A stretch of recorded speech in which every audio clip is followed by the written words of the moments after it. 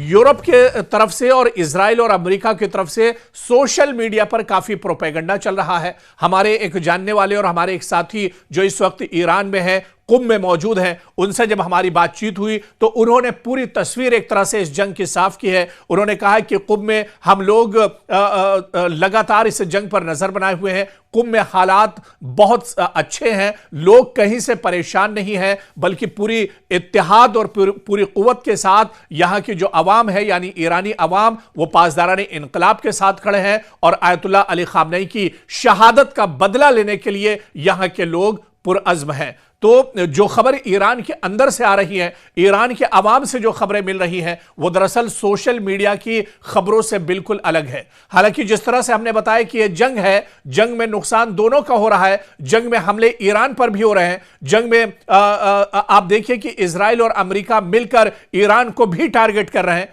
लेकिन इस बीच अगर एक निहत्था, अगर एक कमजोर जो मुल्क यानी ईरान की हम अगर बात करें, वो अगर दुश्मन को अटैक करता है, वो अगर दुश्मन को जवाबी कार्रवाई करता है, वो अगर बिन्यामिन नेतन्याहू और डोनाल्ड ट्रंप के मुंह पर तमाचा अगर अपने हमले के जरिए से मारता है, तो यह बहुत बड़ी बात एक तरह से है। और यही वजह है कि पूरी दुनिया की निगाहें इस वक्त ईरान पर टिकी हुई है। और ईरान आप देखिए कि किस तरह से पूरी मजबूती के साथ इस जंग में डटा हुआ है। आप देखिए कि इजराइल में ईरान के मिसाइल हमले और फजाई जो हमले हैं, उसने एक तरह से इजराइल को परेशान करके रख दिया है। ईरान के मुताद्दिद बैलिस्टिक मिसाइल और ड्रोन हमले किए हैं इजराइल के अंदर, जिनके जवाब में इजराइल ने दिफाई सायरन्स चलाई और मुताद्दिद मिसाइलें भी रोकी गई हैं। लेकिन इसके बावजूद भी इजराइल में काफी ज्यादा तबाही हुई है।